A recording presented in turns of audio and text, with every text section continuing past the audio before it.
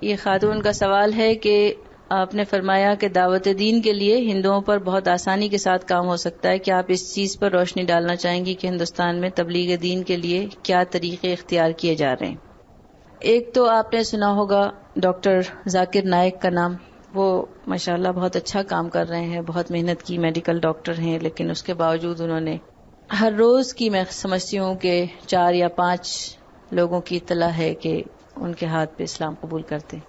دوسری چیز جو ہے وہ بھٹکل، رامپور، حیدرآباد اور لکھنؤ، یہاں پر کچھ گروپ ہیں جو خاص طور سے بھٹکل کے لوگ ہیں. وہ ایک اناؤنسمنٹ کرتے ہیں ایوارڈ کا، کچھ سوالات ہوتے ہیں کہ اس پر جو ہے ایوارڈ رکھے جائیں گے. تو اس میں RSS کے لوگ جو بہت ہی کہنا چاہیے کہ کٹر کمیونل تنظیم ہے وہاں کی، بہت ان کی پلاننگ زبردست ہے، ڈینجرس پلاننگ ہے. مسلمانوں کافی کچھ پوری بھی ہو چکی، خواتین کے لیے زیادہ سخت، زیادہ ڈینجرس ہیں چیزیں. تو ان لوگوں نے ان سوالات کے جواب لکھے، اور جب انہوں نے ایک فائنل پروگرام رکھا اس میں باقاعدہ ان کے بہت اعزاز اور تکریم کے ساتھ ان کے سوالات کا جواب دیا. اس کے بعد جن کے بیسٹ جواب تھے، اب وہ ظاہر اسٹڈی کر کے آئے تھے، تو جب ان کے ایوارڈ کا اعلان کیا تو انہوں نے کہا کہ 99% لوگوں نے ایوارڈ لینے سے انکار کر دیا کہ ہمارا تو یہی ایوارڈ ہے کہ ہمیں دین کے بارے میں پتہ چل گیا.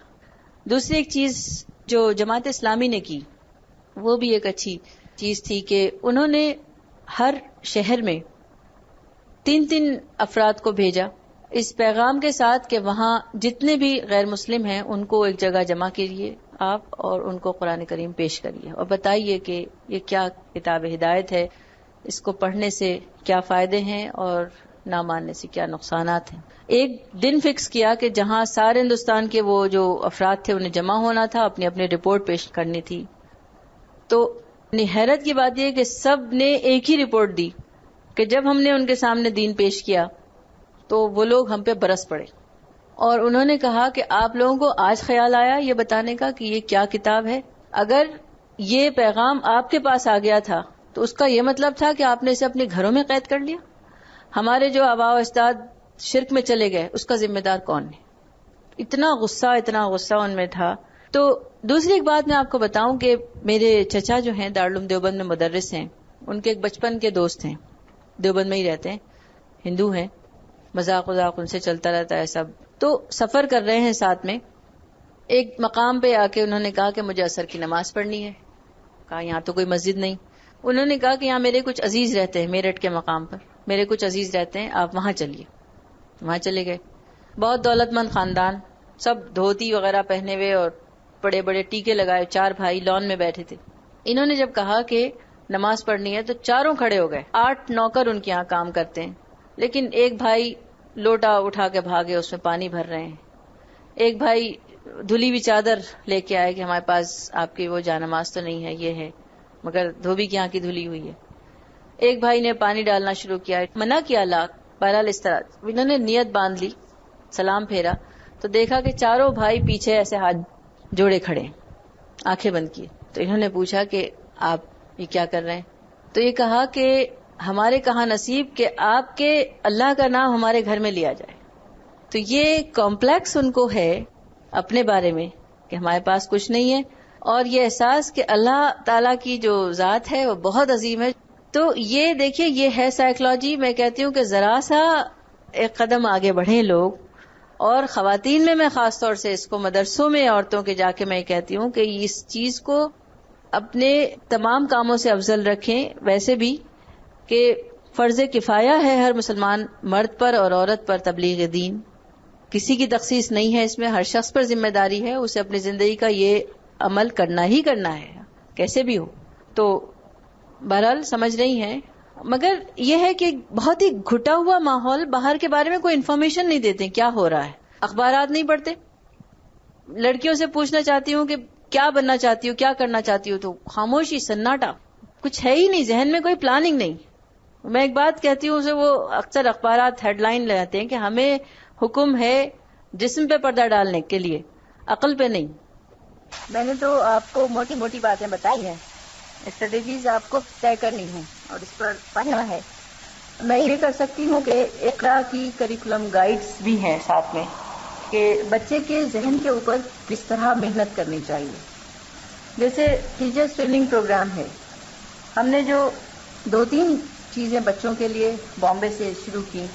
پہلے سال ہی اقرا لانچ کرنے کے بعد ہم نے اسلامک سمر کیمپ بچوں کے لیے لگائے، کانوینٹ جانے والے بچوں کے لیے.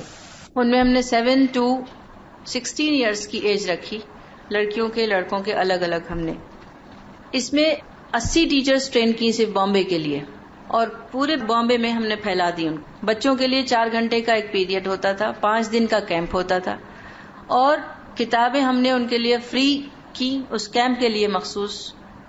اور خاص طور سے ٹیچرز کو ہم نے گائیڈ کیا کہ کھیل کھیل میں پڑھائیں بچوں کو. اس پر ٹائمز آف انڈیا وغیرہ نے بڑی زبردست رپورٹس دیں، کیونکہ گجرات کے حالات کے فوراً بعد ہم نے یہ رکھ دیا تھا، اور ہمیں بڑی اس بات کی فکر تھی کہ جس چیز سے بڑے جو ہیں وہ متاثر ہوئے بغیر نہیں رہ سکے، اور ان کا جینا مشکل ہو رہا ہے. باہر کے لوگ دوسرے کنٹریز میں یہ حالت، بچوں کی ذہنی کیفیت کیا ہوگی وہ ایکسپلین نہیں کر پا رہے مگر دیکھ رہے ہیں سب. تو جب بچوں سے ہم نے پوچھا تو حیرت اس بات پہ ہوئی کہ بچوں نے داڑھی والوں کو ٹیررسٹ بتایا، اور جہاد کا تصور ان کے ذہنوں میں بہت ہی عجیب تھا. گوشت کھانا ان کے نزدیک بہت بری چیز تھی، اور ہندو قوم بہت اچھی تھی، ہم برے تھے. یہ امپریشنز ان کے ذہنوں میں تھے، جس کو 5 دن میں ہم نے جب کور کیا تو 5 دن میں 4 پیریڈ ہوتے تھے، اور اسنیکس کا انتظام، کولڈ ڈرنک کا انتظام. اس کے بعد بچوں کی حالت تھی کہ باقاعدہ ان کا اصرار تھا کہ آپ 2 مہینے پوری چھٹیوں میں کیمپ لگائیے، ہم کچھ اور نہیں کریں گے، ہم کھیلنا بھی نہیں چاہتے، ہم یہیں رہنا چاہتے. تو ایک تو ٹریننگ پروگرام کا فائدہ یہ ہوا کہ بہت ساری خواتین، بہت ساری لڑکیاں ایک اچھے کام کے اندر انوالو ہو گئیں، اور بچوں کو فائدہ یہ پہنچا. میں ایک بات یہ کہتی ہوں کہ اقرا کا جو کریکولم ہے وہ nursery to high school level ایک کمپلیٹ کریکولم ہے، جو بنیاد سے لے کے وہاں تک ہائی اسکول سے ایک مکمل نالج دیتا ہے بچے کو. اچھی بات جو اقرا کی مجھے لگتی ہے وہ یہ کہ جتنے بھی کریکولم لکھے گئے بچوں کے لیے وہ عام طور پر 1 مین شو تھا. کسی شخص نے ذمہ داری لی، شوق سے، جذبے سے لکھنا شروع کیا. 3 کتابیں، 4 کتابیں، 6 کتابیں، بہت سے بعد 12 کتاب، اس کے بعد ختم. اب ڈفرینٹ اسکول آف تھاٹ ہوتے ہیں، ایک فلاں جماعت نے لکھا فلاں. بچے کا ٹوٹل وہ ذہن بن رہا ہے شروع سے. وہی جو بات آتی ہے کہ مسلک کی چیزیں اور جماعت کی چیزیں جب وہ بدلے گا تو بچے کا دل ہٹ جاتا ہے پھر اسلام سے. اقرا نے یہ کام کیا کہ انہوں نے منضبط curriculum, integrated curriculum, systematic curriculum, language کے اوپر خاص طور سے دھیان دیا کہ لینگویج میں انہوں نے اتنا اسٹریس کیا کہ جو چیف آرکیٹیکٹ ہیں اقرا کے، ڈاکٹر عابد اللہ غازی، جنہوں نے کمپیریٹو ریلیجن میں پی ایچ ڈی کیا، اور ان کی اہلیہ ڈاکٹر تسلیمہ غازی، انہوں نے چلڈرن کریکولم ڈیزائننگ میں پی ایچ ڈی کیا. ان 2 کا کمبینیشن، اور یہ امریکہ میں رہ رہے ہیں انڈیا سے گئے ہیں، 50 سال ہو گئے ان کو وہاں پر. انہوں نے وہاں کی میتھڈالوجیز اڈاپٹ کی اور اس سسٹم میں انہوں نے دین پیش کیا جو آج کا موسٹ ماڈرن سسٹم ہے. یعنی اگر ہم دیکھیں تو ہندوستان، پاکستان کے جو کریکولم ہیں ان کو اس میتھڈ پر آنے میں ابھی 50 سال لگیں گے. اس موسٹ ماڈرن میتھڈالوجی میں انہوں نے دین پیش کیا. ایک ایک لفظ جو ہے اس کو 5 لوگوں نے ریویو کیا ہے کہ یہ بچے کی اس لیول کے مطابق ہے یا نہیں ہے. اسے اتنا سمپلیفائی کرتے گئے. اس کے بعد علماء نے ریویو کیا، اور یہی ہم جو ترجمے کرا رہے ہیں اس میں بھی ہم اس چیز کی بہت احتیاط کر رہے ہیں، اور اس کے بعد بھی اعلان کر رہے ہیں کہ کہیں بھی پوری دنیا میں کوئی ٹیچر، کوئی ذمہ دار شخصیت پوائنٹ آؤٹ کریں کہ یہاں یہ چیز غلط ہے یا یہ چیز ایسے ہونی چاہیے، ویسے ہونی چاہیے، تو ہم اس چیز کو بھی نوٹس میں لاتے ہیں، ریکارڈ میں رکھتے ہیں کہ آئندہ.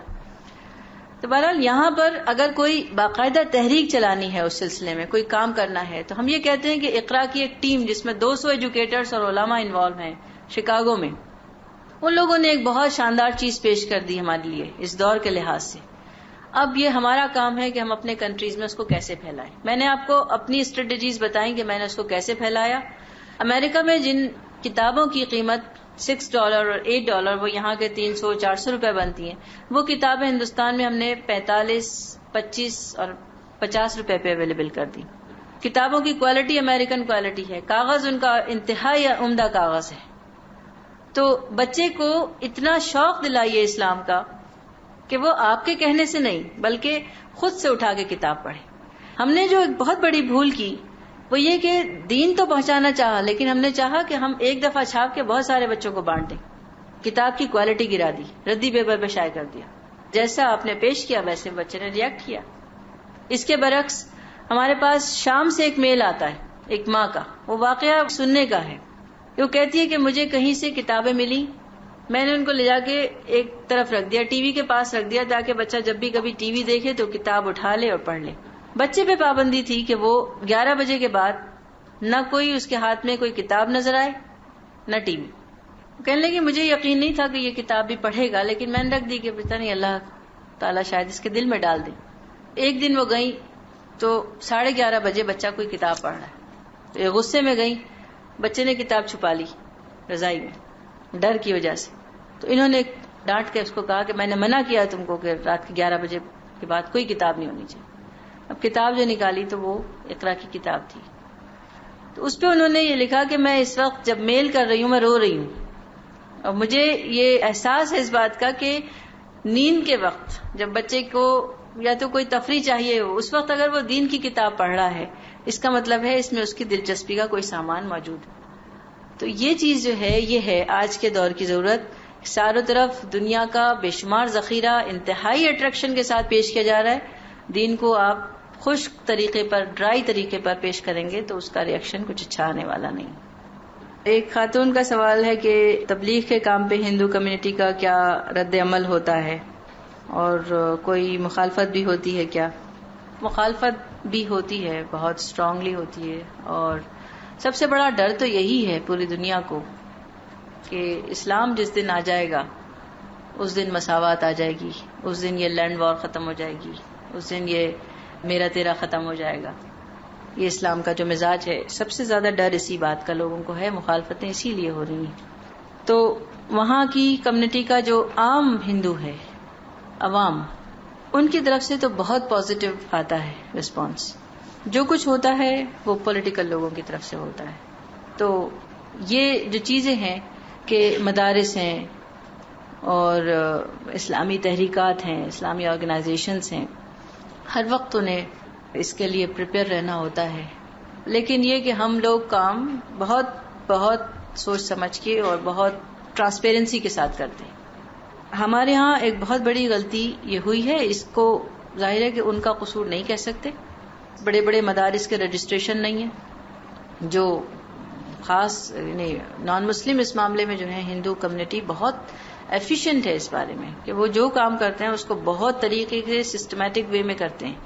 تو ہم نے خاص طور سے اقرا کے لیے جو شروع سے پلان رکھے وہ ہر چیز ٹرانسپیرنٹ ہے, ایک پائی کا حساب, کوئی آ کے کسی وقت کمپیوٹر کھول کے دیکھ لے, کچھ بھی, ہم کوئی پرواہ نہیں. تو اس سے جو ہے وہ نہیں ہے. دوسری یہ کہ کانسٹیٹیوشنلی بہت حق ہے ہمیں.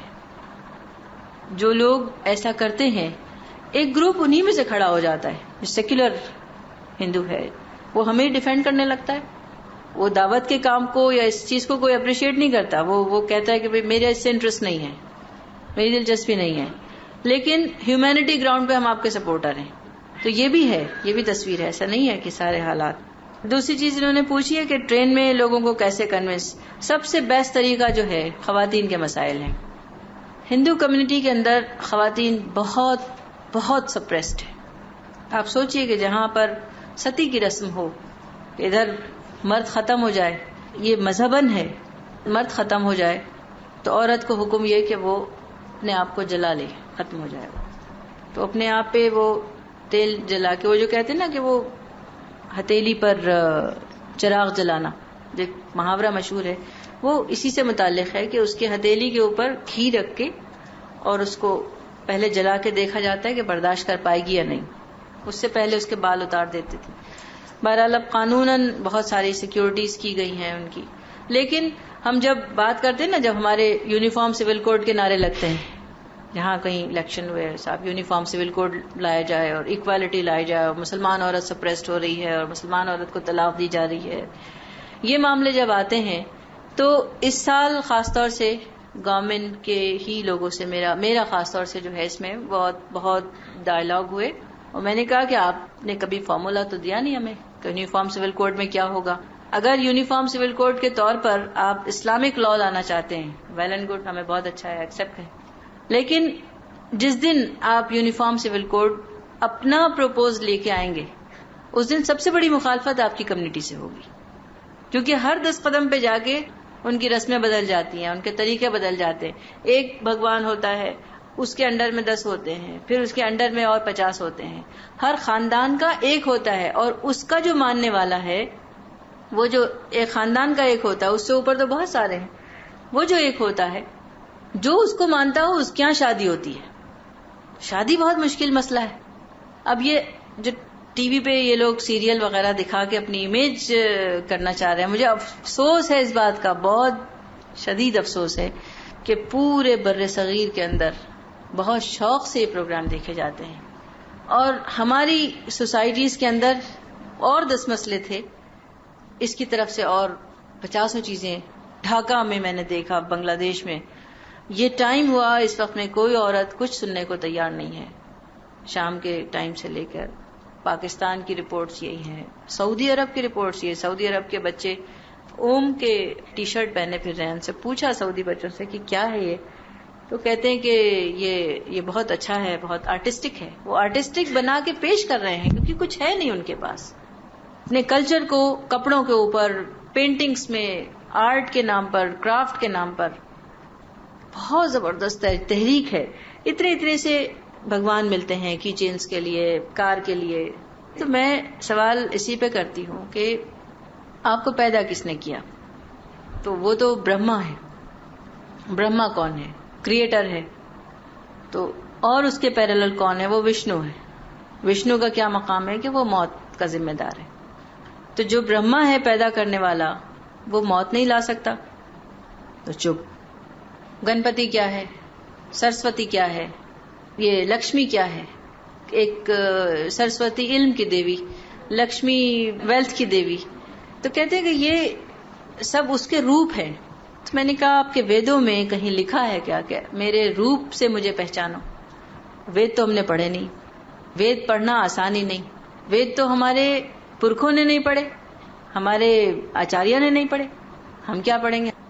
ہم پڑھ ہی نہیں سکتے. یہ ذہن میں ان کے ڈالا ہوا ہے کہ وہ نہ پڑھ سکتے ہیں نہ سمجھ سکتے ہیں. جیسے ہندوستان میں اور یہاں پر خاص طور سے بہت عرصے تک قرآن کریم کے بارے میں بھی یہی کیا گیا کہ کوئی نہ پڑھے. تو عورتوں نے جو ہے پڑھا ہی نہیں صدیوں. یہ سارا اسی وجہ سے تو ہوا سب کچھ کہ قرآن سے لا علمی تھی، پتہ ہی نہیں تھا. یہ انہی سوسائٹیز کا اثر ہے. آج ساری رسومات، سب کچھ جو کچھ ہو رہا ہے وہ ان کے امپریشنز ہیں. تو انہیں کرتے کرتے پھر میں خواتین کے مسائل پر لے آتی ہوں کہ ہمارے ہاں یہ حق ہے، یہ حق ہے، یہ حق ہے. تو آج تک جو ہے وہ سوسائٹی پوری کنفیوز ہے کہ انہیں ان چیزوں کے لیے کیا کرنا چاہیے، کیونکہ مذہباً تو کچھ نہیں ہے، رول ہی نہیں. بھئی عورت جو ہے اس کے لیے مرد بھی دیوتا سمان ہے. تو جب دیوتا سمان ہے تو وہ اس کی بھی پوجا ہی کرتی ہے، اس کو اس کے چھلنیوں میں دیکھتی ہے، اس کو کیا کیا کرتی ہے. تو یہ جب چیزیں ان کے سامنے بتائی جاتی ہیں بالکل چپ ہو جاتی ہیں. وہ کہتی ہیں ہمیں پتہ نہیں تھا.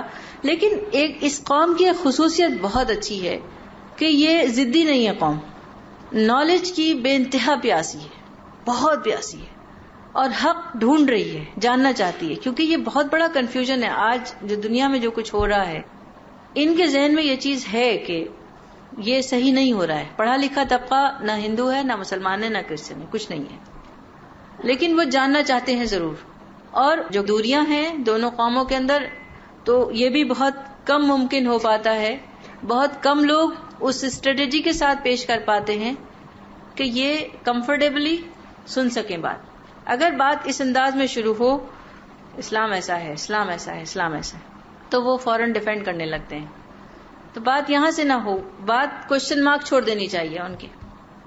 ایک بات کہہ کے کوشچن مارک چھوڑ دیں، وقفہ دے دیں ان کو. اسلام کی باتیں اتنی خوبصورت ہوتی ہیں کہ جو مسلمان بات کرنے بیٹھتا ہے، عام مسلمان، وہ اسٹریٹجی بھول کے جوش میں آ جاتا ہے. اس میں یہ بھی ہے، اس میں یہ ہے، تمہارے یہاں کیا ہے؟ تو یہ طریقہ کار بالکل غلط، اور یہ ہوتا آیا ہے ہمارے ہاں.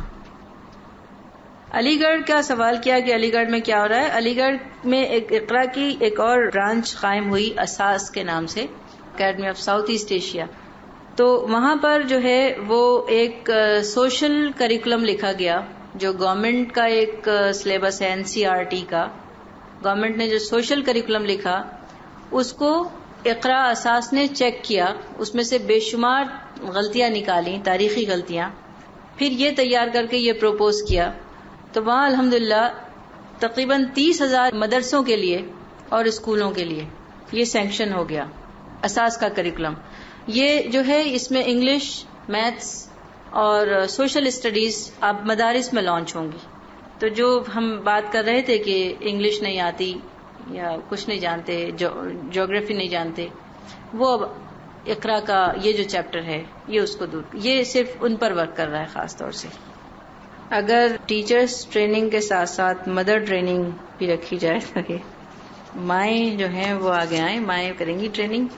مگر ایک چیز جو ہم نے دیکھی امریکہ میں وہ یہ ہے کہ وہاں پر خاص طور سے یہودی اسکولوں میں ان کے بورڈ میں مدرس بچوں کی شامل ہیں، جو پیسے والے لوگ ہیں وہ سپورٹ بھی کرتے ہیں ان کو، بورڈ میں بھی ہیں ان کے.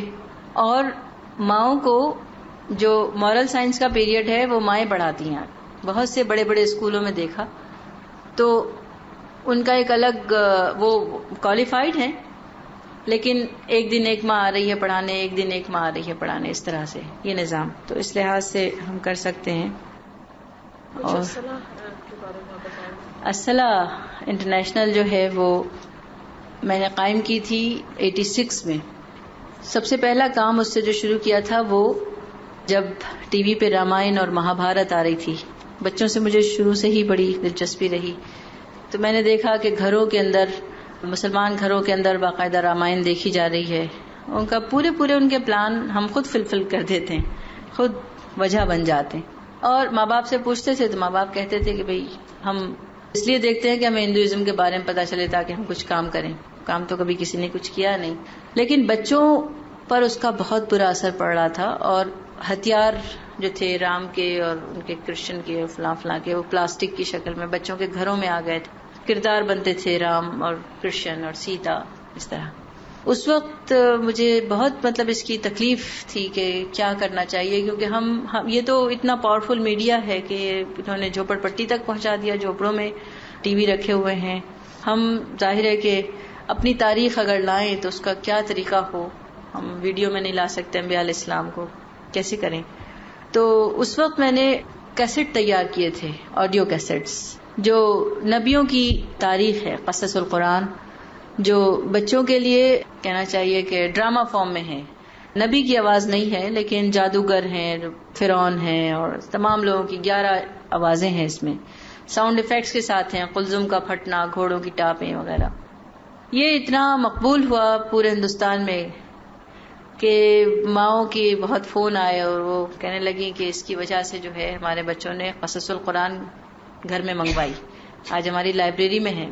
اور تجربہ پہلا میں نے اپنے بچوں پہ کیا تھا کہ میں پہلے دیکھوں کہ ان کا ریئیکشن کیا ہے. میرے بچے بہت چھوٹے تھے، کہانی سننا چاہتے تھے، تو میں نے قصص القرآن نکالی جو بالکل کلر لیس تھی، اردو بھی اس کی بہت پرانی. تو میں نے ان کو ڈراماٹائز کر کے سنانا شروع کیا. اب ان کی آنکھیں کھلی، منہ پھٹے بچوں کے، اور سے سن رہے. اگلے دن پوری بلڈنگ کے بچوں کو بلا لائے اور وہی کتاب نکال کے لائے کہ اس میں سے سنائیں گے. تو اس سے مجھے ہوا احساس کہ بچے کو کہانی یا کچھ بھی سننا ہے، اب یہ ہماری ذمہ داری ہے کہ ہم اسے شیر بھیڑیے کی کہانی سنا دیں یا پریوں کے قصے سنا دیں، جن بھوتوں پہ ڈال دیں ان کو، یا انبیاء علیہ السلام کے مستند واقعات سنا دیں.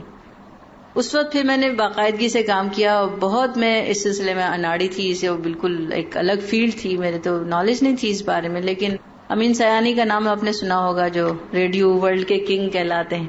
ان کے پاس میں گئی، ان سے میں نے کہا کہ مجھے کچھ کرنا ہے. تو بڑا ہنسے وہ شخص 20 منٹ کے 20,000 چارج کرتا ہے، میرے پاس ایک پیسہ نہیں تھا، تو ٹائم نہیں ان کے پاس. انہوں نے کہا کیا لکھا ہے، اسکرپٹ لکھی ہے؟ میں نے کہا ہاں. تو اردو میں لکھی ہے؟ اردو کوئی نہیں جانتا ہے، ہندی میں لکھ کے لائیے. اچھا، میں نے بنیادی تعلیم میری ہندی میڈیم سے ہوئی تھی، تو میں نے اگلے دن 6 مہینے اس شخص نے صرف اسکرپٹ لکھوائی مجھ سے. اب یہ واقعہ پورے قرآن کریم میں پھیلا ہوا ہے، اس کو منضبط کرنا، سمپلیفائی کرنا اور اس کے اندر وہ ویلیو ڈالنا، ڈرامہ ویلیو، سٹوری ویلیو ڈالنا کہ بچے کو اٹریکٹ کر سکے، پھر سند برقرار رہنا کہ علماء اکرام اگر ریجیکٹ کرتے اس کو. اور بہرحال میری عاقبت کا بھی مسئلہ تھا. پھر ساؤنڈ ایفیکٹ حاصل کرنا، نان میوزیکل ساؤنڈ ایفیکٹ حاصل کرنا جو ملتے نہیں تھے، تو اس کی اسپانسرشپ سے لے کے وہ سارے کام میں نے کیے. جب اس کو ریلیز کرنے سے پہلے کچھ لوگوں نے مجھے فون کر کے کہا کہ آپ کو مار ڈالیں گے. میں نے کہا بھائی مار دینا، اللہ بچا لے گا. تو ایک یہ کام کیا. اس میں 5 کیسٹس آئے. اور لاتور کا جو زلزلہ تھا اس وقت پتہ نہیں کیا وجہ تھی، اس علاقے میں بے انتہا یہ گیا، کمپنی کی رپورٹس تھیں. اس کے بعد میں نے ٹیکنیکل ایک پروجیکٹ شروع کیا جو صابو صدیق کالج میں بھی شروع کیا، جس میں عورتوں کے لیے یہ 92 رائٹس کے بعد میں نے ایک میڈیا واچ سینٹر قائم کیا تھا، جس میں بڑے بڑے جرنلسٹ سب تھے، اکیڈمیشنز تھیں، لائر وغیرہ. کیونکہ جو کچھ لکھا جاتا تھا مسلمانوں کے اگینسٹ، تو ہم یہ کہتے تھے کہ ہم اندر اندر کھولتے رہتے ہیں، کرتے کچھ نہیں ہیں. تو میڈیا واچ سینٹر قائم کرنے کے بعد مجھے یہ محسوس ہوا کہ اس میں تو صرف ہم شریک ہیں، اگلے بچوں کا کیا. تو میں نے ایک ٹیکنیکل انسٹیٹیوشن باقاعدہ اسٹیبلش کیا گورنمنٹ آف انڈیا کی اس کے ساتھ سپورٹ کے ساتھ. اس کا پورا لیڈیز ڈپارٹمنٹ اسٹیبلش کیا، جس میں 23 کورسز اناؤنس کیے in the framework of sharia. ہر modernism in the framework of sharia. تو journalism in the framework of sharia, fashion designing in the framework of sharia, beautician course in the framework of sharia. تو پہلے تو بہت لوگ آئے پوچھنے کے کیا کر رہی ہیں آپ. میں نے کہا آپ کے سامنے آ جائے گا. جرنلزم جب میں نے شروع کیا تو پہلے بیچ میں ہمارے پاس 12 اسٹوڈنٹس تھیں، جو ان میں ایک ایم ڈی ڈاکٹر، ایک ہومیوپیتھک ڈاکٹر، ایک پی ایچ ڈی اکانومکس، اس طرح کی یہ کیلیبر تھا اسٹوڈنٹس کا. اور جن کا سب کا خواب، سب برقع پوش خواتین تھیں، سب کا خواب یہ تھا کہ جو کچھ لکھا جا رہا ہے اسلام کے اگینسٹ، مسلمانوں کے اگینسٹ، اس کا جواب دیں. ٹائمز آف انڈیا اور یہ پورے گروپ، کیونکہ 92 رائٹس میں نے بہت کام کیا تھا، 400 فیملیز کے ریہیبلیٹیشن کی ذمہ داری مجھ پر تھی. اس میں ٹاٹا گروپ اور Times of India, Urdu newspaper سب مجھے بہت سپورٹیو تھے. تو جب میں نے یہ شروع کیا تو ٹائمز کے بہت سارے جرنلسٹ جو تھے انہوں نے مجھ سے کوآپریشن کی بات کی کہ ہم آپ کے ساتھ ہیں، اور وہ ایک سوشل اس میں آئے ہمارے ساتھ. میں کچھ زیادہ انہیں پے نہیں کر پاتی تھی، لیکن ایک جذبہ ان کا بھی تھا جو ہم نے منگل کیا. بہت اس میں مجھے چیلنج فیس کرنا پڑا. لڑکیوں کی شکایت یہ تھی کہ وہ ہمیں جو ہے فلم انڈسٹری کے بارے میں بتاتی ہیں، وہ لکھنے کو کہتی ہیں، فیشن پہ لکھنے کے لیے کہتی ہیں. اور یہ کہتی تھی، جرنلسٹ کہتی تھی کہ یہ بچیاں چاہتی ہیں کہ میں انہیں جرنلزم میں اسلام پڑھاؤں. تو یہ کیسے پاسبل ہے؟ تو ان دونوں کو ایک گراؤنڈ پہ لانے کے لیے مجھے 6 مہینے لگ گئے، لیکن 15 جرنلسٹ آتے تھے.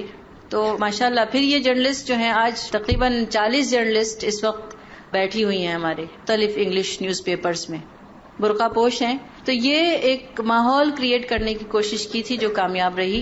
پھر فیشن ڈیزائننگ کا مسئلہ تھا کہ ڈراپ آؤٹ ریٹ بڑھتا جا رہا ہے، فسادات وغیرہ کی وجہ سے انہیں اٹھا لیتے ہیں اسکولوں سے، پڑھنے نہیں دیتے ہیں. تو اور کیا کریں، کچھ تو ان کے پاس ہو. طلاق بڑی عام ہے، ادھر شادیاں ہوئی، 16 سال کی بچی، کھانا پکانا نہیں آتا اس لیے طلاق، ماں سے بدزبانی ہو گئی اس لیے طلاق. ان کے پاس کچھ نہیں، کس طرح پراپرٹی دینے کا کوئی رواج نہیں، جائے کہاں وہ. اور اتنی برائی اور برے کاموں میں جا رہی ہیں بچیاں، حرام کمائی کی طرف جا رہی ہیں، غربت اور اس کی وجہ سے. تو اس کے لیے آپشن ہمیں ہی ڈھونڈنا تھا. پھر ہم نے ان کو اعلان کیا کہ fashion designing in the framework of sharia. اس میں نے کہا کہ بھئی آپ لوگ جو ہیں اپنے علاقوں میں کریں گی کام، اپنے طرز پر کریں گی. اگر مغربی دنیا آپ کو ٹرانسپیرنٹ پہنا سکتی ہے کپڑے، تو آپ کے اندر اتنا اعتماد کیوں نہیں ہے کہ آپ ان کی سطر کا احترام کروا دیں، ان کو آپ رواج ڈالیے. تو نتیجہ ہوا کہ میں نے انہیں ایجپشن ہسٹری، سعودی ہسٹری، ملیشین ہسٹری، وہاں کے لباس، وہ سارے انٹروڈیوس کرائے. وہ نئی چیز آئی ہندوستان میں تو ملٹی نیشنل کمپنیز ہماری بچیوں کو آفر کرنے لگیں، جاب آفر کرنے لگیں. نان ایس ایس سی پاس بچی کو جو ہے 10,000 کی جاب ملنے لگی. اس میں ہماری کنڈیشنز ہوتی تھی کہ نماز روزے کا اہتمام ہوگا، ان کے لیے یہ فیسلٹی ہو، یہ فیسلٹی ہو، انہیں مردوں کے ساتھ زیادہ آپ انٹریکٹ وہ مت کریے، آپ خود کریے جو کرنا ہے، آپ ان سے صرف ڈیزائننگ کروائیے. تو وہ جو ان دا فریم ورک آف شریعہ، یہ ہماری اپنی پالیسی کے مطابق، میں کہتی ہوں کہ ہر ماڈرنزم کو، جیسے ہم نے اس میڈیا کو، الیکٹرانک میڈیا کو ہم اپنی ٹرمز پر لے آئے، اس میں اسلام کی تبلیغ کے لیے، ایسے ہر چیز کو لا سکتے ہیں. نہ ڈر کے بھاگنا چاہیے، نہ یہ سوچنا چاہیے کہ ہم مجبور ہیں، معذور ہیں. اس کے بعد بیوٹیشین کورس اناؤنس کیا. اس میں تو 300 مفتی حضرات نے مجھے بلا لیا اور انہوں نے کہا کہ آپ جواب دیجئے. تو میں نام اپنا خاندانی بیک گراؤنڈ کہیں استعمال نہیں کرتی. صرف عظما ناہید کے نام سے، کیونکہ وہاں سب ہیں بریلوی اور فلاں فلاں. تو میں نے کہا میں آدھے لوگ تو یوں ہی ہٹ جائیں گے، کام کس کے لیے کروں گی. تو مفتی حضرات نے پوچھا تو میں نے ان سے ایک سوال یہ کیا کہ مجھے آپ یہ بتائیے کہ مفتی کا رول کیا ہے اسلام میں. تو وہ چپ تھے. تو میں نے کہا کہ دیکھیے میری گستاخی صحیح لیکن معاف کر دیجیے، میرا جہاں تک علم ہے مفتی کا رول اسلام میں یہ ہے کہ وہ زمان و مکان سے واقف ہوں، قوم کی معاشیات سے، قوم کے سماجی حالات سے، پولیٹیکل حالات سے واقف ہوں، تب وہ فتویٰ دیں. مجھے کوئی ایک مفتی صاحب یہاں بتا دیں کہ وہ بیوٹی پارلر میں گئے تھے کیا. جو فتویٰ دیا گیا پورے ہندوستان میں حرام کا. اب میں آپ کے سامنے تصویر پیش کروں کہ میں نے جو دیکھا کہ 25 کورسز کے اندر سب سے زیادہ ریسپانس بیوٹیشین کورس میں. وجہ کیا ہے؟ وہی ڈراپ آؤٹ بچیاں، گھر سے باہر جانے کی اجازت نہیں، ایک اکیلا مرد کمانے والا، یا وہ معذور یا وہ ڈرگ ایڈکٹ یا ہے ہی نہیں، باپ ہے ہی نہیں. یہ اتنی ایکسٹریم کنڈیشن ہے کہ اس وقت فیصلے جو ہیں وہ بہت سوچ سمجھ کے ہونے چاہیے. کیا ہم ان کو اس طرح کے فتوے دے دیں کہ وہ خودکشی کر لیں؟ تو میں نے کہا کہ میں نے دیکھا کہ یہ بچیاں ایک چھوٹا سا مرر لگاتی ہیں اور اپنے گھر میں بلڈنگ والوں کی ان کی تھوڑا بہت پیسہ ملتا ہے، اس سے یہ اپنے بہن بھائیوں کی تعلیم کے خرچے اٹھا رہی ہیں. میں صرف اتنا ہی کر سکتی تھی کہ میں ان کو ہر بیچ کو بلا کے شریعت میں حرام کیا کیا چیزیں ہیں، کن چیز پہ ممانعت ہے، وہ میں ان کو باقاعدہ ان کو لیکچر دیتی ہوں کہ یہ نہیں کرنا. باقی اسکن کیئر ہے، ہیئر کیئر ہے، حفاظت ہے، جسم کی حفاظت، تزین اور آرائش ہے، جس میں میک اپ کو میں خود منع کرتی تھی کہ تزین اور آرائش اسلام نے خود اس کے لیے کہا ہے کہ عورت جو ہے اپنے شوہر کے لیے سجے. ممانعت اس کی نہیں ہے کہ وہ کیا، لیکن کیا ہونا چاہیے کیا نہیں ہونا چاہیے ہمیں طے کرنا چاہیے. جب بچیوں کو یہ ٹریننگ دے دی گئی تو اس کے بعد وہ آ کے رپورٹ کرتی تھی کہ آپ نے منع کیا تھا کہ آئی بروز بنانا حرام ہے، نہیں کرنا. اگرچہ اس کی بنیاد یہاں سے اٹھتی ہے بیوٹیشین کورس کی، انہوں نے کچھ عرصے، لیکن وہ ان کو ہانٹ کرتی تھی چیز، میری بات انہیں یاد رہتی تھی، تو بعد میں آ کے رپورٹ دیتی تھی کہ ہم نے چھوڑ دیا. تو یہ ان کے لیے ایک راستہ نکالنے والی بات تھی، اور میں نے ان کو بتایا مفتی صاحب کو. تو بہرحال پھر انہوں نے لکھ کے دیا ایک نوٹ مجھے لیٹر ہیڈ پہ کہ ہمیں اللہ نے ایک بیٹی ایسی دی ہے جو ہماری آنکھیں کھولتی. تو یہ چیزیں اصلاح کے اس سے ہو رہی ہے. دوسرا ایک کام اور تھا کہ بہت سی بچیاں تبلیغی جماعت کی، بہت سی بچیاں مذہبی بہت اسٹرانگ بیک گراؤنڈ کی، وہ فیشن ڈیزائننگ کرنے کے بعد بھی کہیں جا نہیں پاتی تھی، انہیں اجازت نہیں تھی، ان کو انگلش نہیں آتی، وہ بڑے بڑے شاپنگ مالز میں جا کے سپلائی کیسے کریں اپنے پروڈکٹ جو آرٹ اور کرافٹ انہوں نے سیکھی ہے. 25 کورسز انہیں سکھا دیے. تو نتیجہ ہوتا تھا کہ بزنس کوئی اور کر رہا ہے، یہ نہیں کر رہی. اور مسلمان لڑکیاں، ہندوستان بھر کی یہ رپورٹ ہے کہ آرٹ اینڈ کرافٹ میں مسلمان بچیاں جتنی تیز ہیں، فاسٹ پک اپ کرتی ہیں، اتنی نان مسلم ہیں. انہیں مہینوں لگ جاتے ہیں، یہ بہت ایک ہفتے میں کر لیتی ہیں. لیکن اس کا ان کے پاس کوئی نیٹ ورک نہیں ہے، وہ کہاں بیچ دیں. تو غربت تو دن بدن بڑھتی جا رہی ہے، ہمارے پاس کوئی پالیسی نہیں، کچھ نہیں. تو پھر میں نے ایک شو روم اسٹیبلش کیا جذبہ نام کا، جس کا نعرہ ہے by the women for the women, showroom in the framework of sharia. آج الحمدللہ ہماری بچیاں اس میں سپلائی کرتی ہیں، سپلائر وہ، مینوفیکچرر وہ، سپروائزر وہ، کوالٹی کنٹرولر، سب لیڈیز. تو اب اسلامک آئٹمز جو ہیں انہیں خاص طور سے ان بچیوں کو جو بہت دیندار بچیاں جو کچھ اور کرنا ہی نہیں چاہتی، انہیں میں نے یہ دے دیے، ثواب کمانا ہے کہ بھئی، تو وہ احرام ہیں، حجاب ہیں، یہ ہیں، وہ سب چیزیں بناتی ہیں، ایکسپورٹ ہو رہی ہیں. تو یہ ہے صلاح کا، اس میں legal and civil rights, Islamic rights بھی اس پہ بھی مسلسل ہر ہفتے لیکچرز ہوتے ہیں. یہ سب کام گھر کے کاموں کے ساتھ کیسے توازن کر پاتے ہیں، یہ ایک سوال ایسا ہے جو میرے لیے بھی سوال ہی ہے کہ کیسے ہو جاتا ہے. مگر یہ ہے کہ کچھ چیزیں واقعی ہمارے سمجھ میں نہیں آتی کہ کیسے اللہ تعالیٰ کروا رہے ہیں کام. وہ ہمت اور طاقت بھی کہیں اور سے آتی ہے، ہمارے بس کی بات نہیں ہے. اور انتظامات بھی، میرے آج اتنے انسٹیٹیوشنز ہیں اور ہندوستان بھر میں ہے، یہ پورا نیٹ ورک جو ہے ایک جگہ نہیں ہے. جذبہ اب کلکتہ میں ایک منسٹر نے جگہ دے دی ہے بہت بڑے مارکیٹ کے اندر، وہاں جذبہ اوپن ہو رہا ہے، لکھنؤ میں جذبہ اوپن ہو رہا ہے. مجھے نہیں معلوم کہ کہاں سے انتظام ہوتے ہیں، کیسے پیسہ آتا ہے. میرے پاس حقیقتاً کچھ بھی نہیں تھا، لیکن برکتوں پر اور اللہ کی نصرتوں پر یقین جو ہے وہ اتنا اسٹرانگ تھا کہ میں نے جب جذبہ جس دن اوپن ہو رہا ہے، میری تو اپنی جگہ بھی نہیں تھی، وہ میں نے ایک شخص سے کہا کہ مجھے یہ کرنا ہے کام. وہ عمرے کے لیے گئے اور وہاں سے اسی دن انہوں نے آ کے مجھے فون کیا کہ میں جب عمرہ کر رہا تھا تو مجھے ایسا لگا جیسے میرے کان میں کسی نے کہا کہ وہ عظمیٰ ناہید کا جو پروجیکٹ ہے اس پہ تمہیں کام کرنا ہے. آنے کے بعد چابی دے دی، 40 لاکھ کی جگہ ہے وہ مجھے انہوں نے دے دی. ایسے ہوتے ہیں سب کام، ایسے ہی سب اقرا کا بھی ہوا. اس کے غیب کے انتظامات ہیں، ہم بالکل دخیل ہو ہی نہیں سکتے. آپ سب کا بہت بہت شکریہ.